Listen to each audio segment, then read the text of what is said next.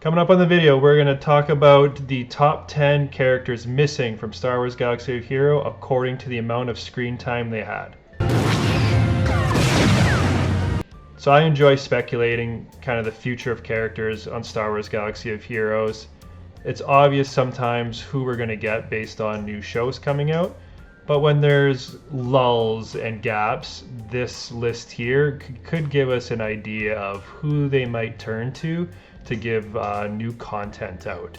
So without further ado, let's get into the top 10 characters missing from Star Wars Galaxy of Heroes by the amount of screen time they had. After the top 10 list, I will break it down and tell you who I think has the best chance of coming to Star Wars Galaxy of Heroes in the future. Ah yes, Nubian! We have lots of that. Pinake, Cavalianco! Fire! Stop! Stop! Credit! Stop! It was me! It was me! What's going on here? There's been a rebellion, sir. Don't worry, the situation is under control. I'm sorry, sir. It's time for you to leave.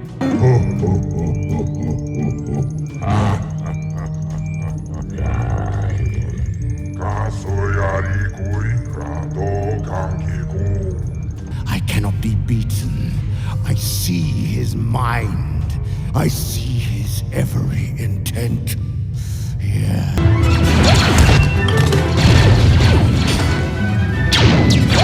We don't have time for this, Captain.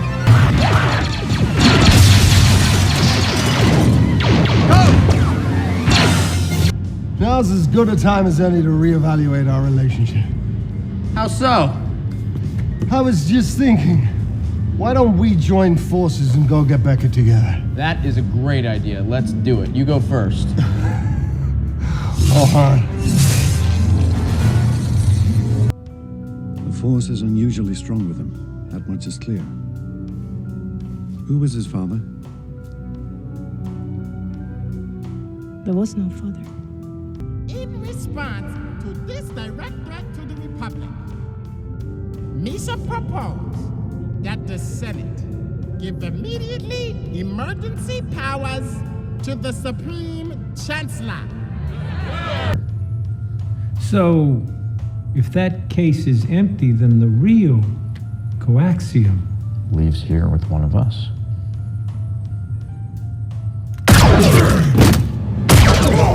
Becca, what are you doing?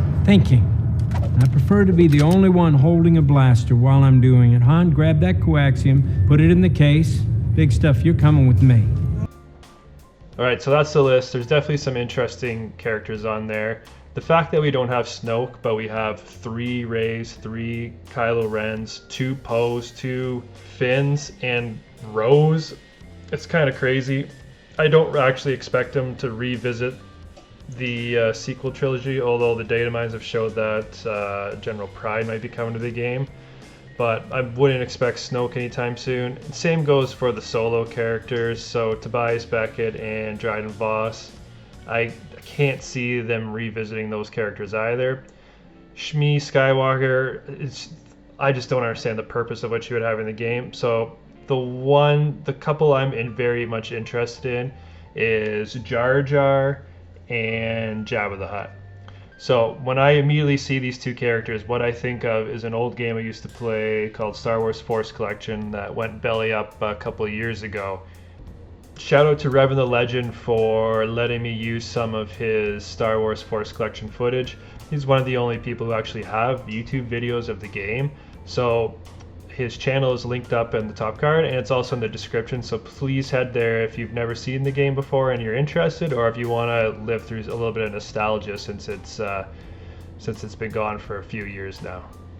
It was a card collecting game, and the top end of the cards were 5 stars, and each of these characters had multiple 5 stars in that game. So I'm just used to these characters being playable. Both of these characters each had a card with an interesting skill that I believe would port over to Galaxy of Heroes pretty well. So Capital Games essentially just has to kind of copy what was done before.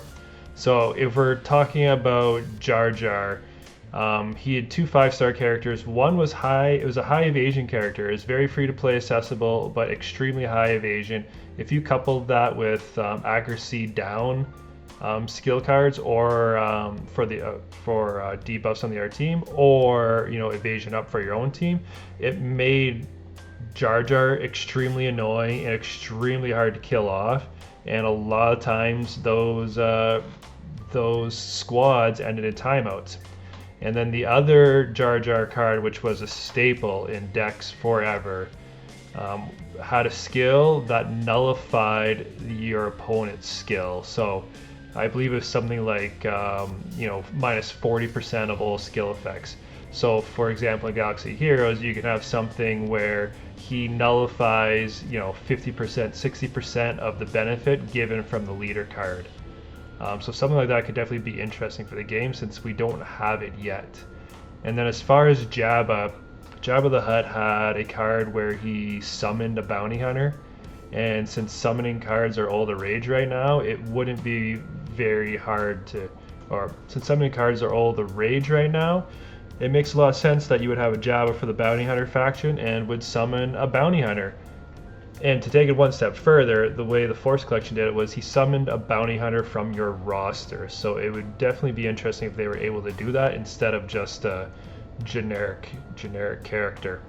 So that's what I have for today's video. If you enjoyed the content, please like and subscribe for future content.